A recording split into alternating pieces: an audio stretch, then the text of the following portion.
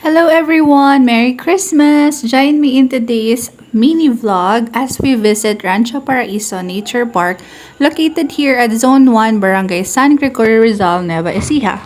As you can see, napakaganda ng view dito. Meron silang swimming pool, meron silang mga stations or park.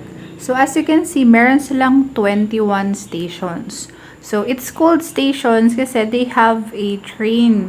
The purpose of the train is it will help us travel across the place kasi nga medyo malaki siya and may 21 nga siyang station. Ito yung makakatulong sa atin para malibot yung buong lugar kasi nga sa sobrang laki, hindi na namin siya nalibot talaga kasi nga it will really require you to spend a lot of time walking.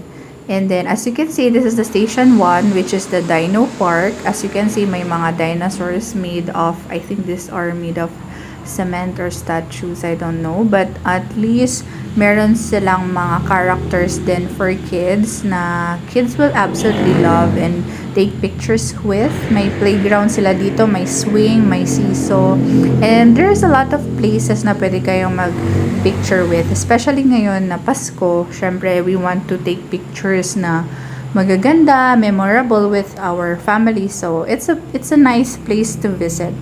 Just take note, medyo malayo siya from Manila. It will take approximately 3 to 4 hours depending on traffic conditions. So, kung gusto niyo puntahan ng lugar na to, for precise directions, I suggest gumamit na lang kayo ng GPS applications like Google Map or Waze. Tapos, enter nyo lang yung Rancho Paraiso Nature Park as your destination. So, ito, I also like this view. Very presko at pwede ding lugar para mag-picture taking kayo. Yan. Malaki yung lugar. Hindi kayo mauubusan ng lugar saan kayo mag-picture. Tapos, meron pa silang aesthetic center. Merong mga tindahan din. Pwede kayong bumili dito. Tapos, meron ding banana park. So, meron silang mga monkeys dito. You can take pictures with them as well. And just, look at the place and admire the place, of course. Tapos dito naman pumunta kami sa station 9. Dumaan lang kami kasi nga ito yung medyo malapit sa amin. So as you can see, it's called Biwasan. So it's catch and pay palaisdaan.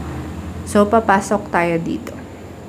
Itong sa kabila parang ginagawa pa siya. Siguro parang siya, pirate boat inspired, ganun. So kung papasok kayo dito, makikita nyo dun sa dulo, meron silang palaisdaan. Pwede tayo mag-fishing doon.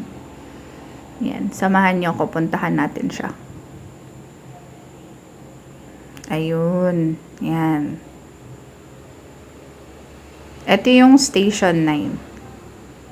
So, kung makikita nyo, maganda din siyang tambayan, presko, tsaka madaming isda dyan. Di lang ako masyadong lumapit kasi baka mahulog pa yung phone ko.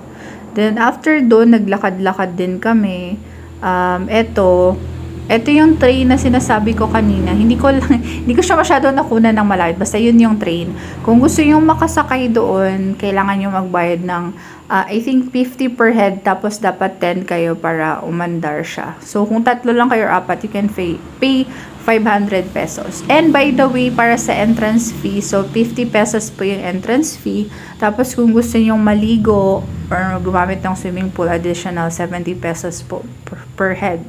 At take note, so may pupuntahan kaming bridge. Actually, dumaan kami kanina dito and napansin namin na parang maganda din siyang puntahan. So, paglapit namin, ayan, kung makikita nyo, may additional na 20 pesos per head para malibot nyo daw yung etong buong place na to. So, you'll pay 20 pesos para makapasok dyan. So, sabi ko nga kay Mother Lerma, sige, bayaran na lang natin total. It's 20 pesos lang naman, tapos para malibot na din natin siya. Akala kasi namin kasama na siya sa entrance, pero it's worth it naman kasi makakakita din kayo ng iba't ibang ongoing constructions nila. I think they will make the place even more nicer and improve yung place pa. So, yun, naglakad kami dito, tapos nag-take din kami ng mga pictures and just admiring the view. Kung makikita niyo dito, ito yung view kung aakyat na kayo doon sa ongoing na parang castle. Tapos may waterfalls sila. So parang ang ano nila, inspiration, I think parang it's like a castle and then there's a bridge there. So it's kind of nice and it's Instagrammable. We can take pictures there, unlimited pictures. Just enjoy the view and feel the breeze of the air. So medyo presko siya dito. And then this is the view from the top. Okay, and then this is the view sa bridge. It's not scary because it's kind of short lang, and then it's really not moving because of, I think it's because of its very strong build. So ito yung swimming pool nila. Merong pang adult and then merong for kids. So gladly kami lang yung tao dito, and then we just decided to take a dip. I am with my husband just enjoying the swimming pool. And very cold. And para naman sa kids, lumipat kami saglit sa kids pool together with mother and Aryan. Ayan, napaka-init naman dito. Dun sa kabila, sobrang lamig. And this is perfect for bonding lang. Sabi ko, ikot-ikot tayo and then, naniwala naman sila. Anyway, it was fun, you know. And then, after that, we went back to the Dino Park because I just wanted to take more pictures with my husband and with Mother Earth. Ayan, kung makikita nyo, maganda din dito pag gabi. Actually, they are open 24/7.